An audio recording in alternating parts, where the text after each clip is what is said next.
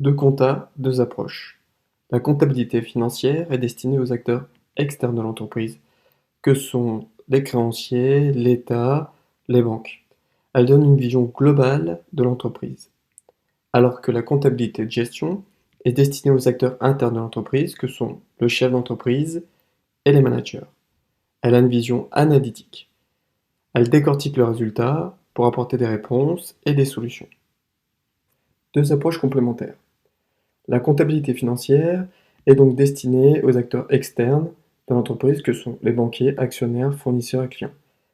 Elle est donc obligatoire. Ce faisant, elle est donc normalisée, notamment par une codification définie par le plan comptable général.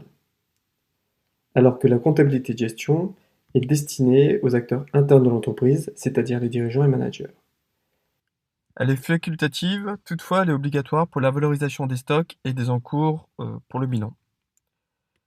Elle est donc pas formalisée, c'est-à-dire que les méthodes de calcul sont adaptées aux besoins et aux circonstances de l'entreprise.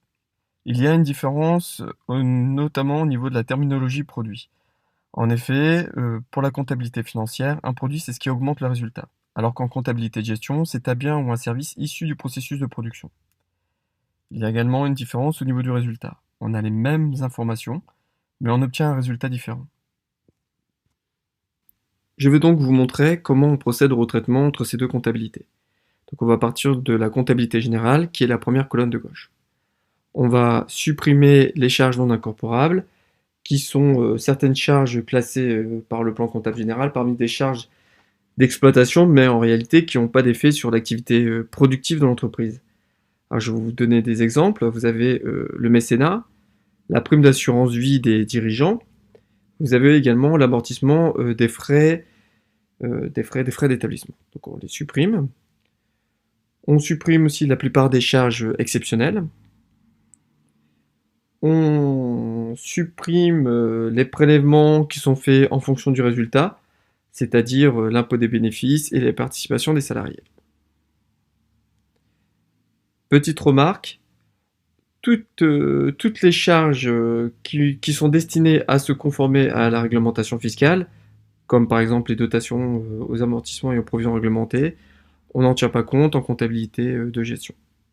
Deuxième étape, on ajoute les charges supplétives, c'est-à-dire les dépenses qui ne sont pas enregistrées en tant que charges en comptabilité générale, mais qu'on ajoute en comptabilité analytique. Parmi ces charges, vous avez la rémunération d'exploitants pour les entreprises individuelles et la rémunération des capitaux propres pour les entreprises sociétaires.